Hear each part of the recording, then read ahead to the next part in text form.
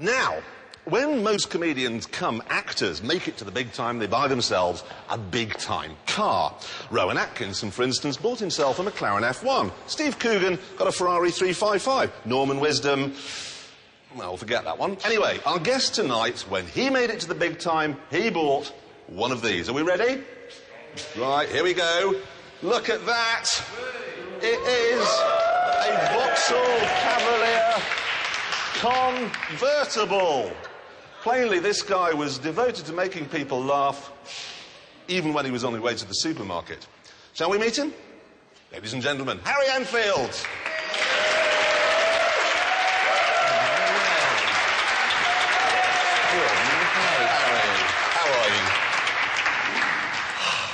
What in God's name possessed you to buy one of those? It's absolutely lovely car, very reliable motor, the Cavalier. But I did feel like a bit of a, you know, because I'd sort of become slightly famous, and you find yourself, it's the only convertible I've had go up to the lights in the middle of London, because I've always lived in London, and you're sort of in the lights, and you've got the roof down, and there are people crossing the road in front of you, and they look in, and they see it's you, you, ain't that, oh, loads of money, and you're just stuck there because the light's red. Oh, look. Here, there's a magazine, the convertible correspondence for the Vauxhall Cavalier Convertible Owners Club. What a great I know, you appeared in this, and this is my favourite bit, under famous owners. An occasional feature. They haven't been able to find anyone since who's got one, and you said it was better than a BMW. Did I? Yeah. Well, I think it is. It's better than a BMW. What fine hair. Yes. Which bit of it did you think was better than a BMW? Then? Well, I thought the price was better than a BMW. Fair point. Probably. Interestingly, when you decided that it was time to part with the Vauxhall Cavalier convertible, you were getting even more famous at the time. You went backwards and bought a Rover 200. Yes, I did. Again, yeah. What in God's name possessed you to do that? Because most work in our industry is done in Soho, and there was a shop in Soho that sold Rovers. So I went in there and bought the Rover. Forgive me, Soho, it's close to Park Lane, on which, from memory, there's Aston Martin, Jaguar, BMW, Lexus, McLaren, and so on, and so forth. Right. You could have gone to any one of those shops, not to the Rover one, and bought a Rover 200, which was... But the Rover was in Soho, and they're about half a mile away, and, you know, then...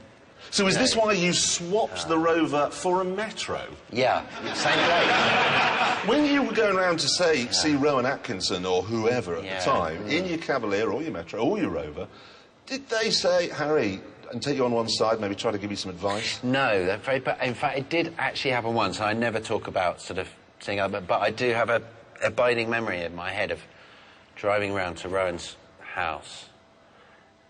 It sounds very show-busy, but it's the only time it's ever happened. And Robbie Coltrane was there, and Stephen Fry and Hugh Laurie, and they all had nice cars. And I arrived in my Cavalier.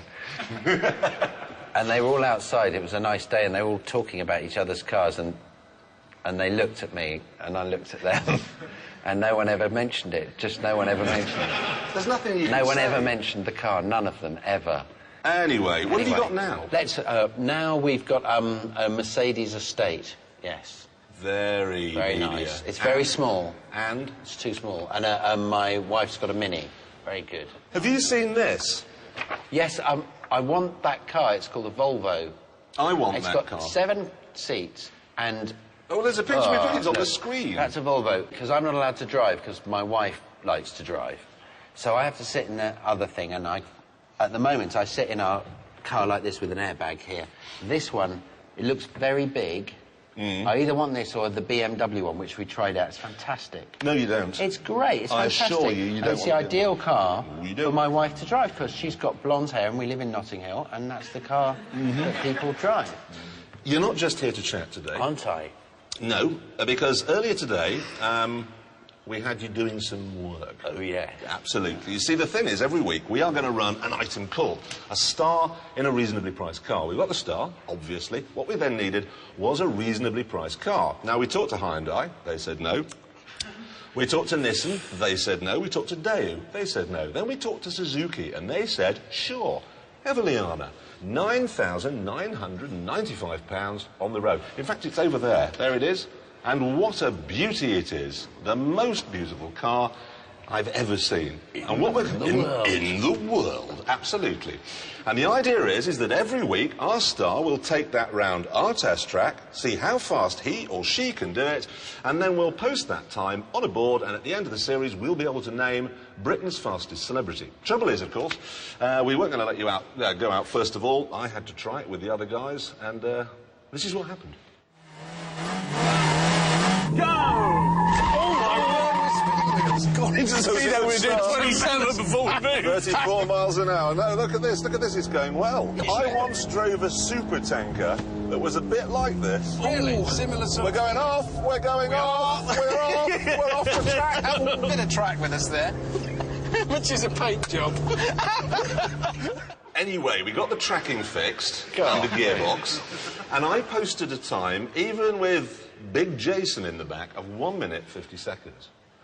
Now, we're currently cutting your lap in the edit suite. We'll be showing it later. How fast do you think you might have done it? I don't know. You don't know? But it was very fast. Was it? Right, Yeah. I can't remember what comes next. Oh, I know. We're going to see if we can get that car to go through a speed camera. We're going to try and beat a speed camera. So do you want me to stay here or go? No, have a seat. Roll your sleeves Great. up. Would you like a drink? Yeah. Chill.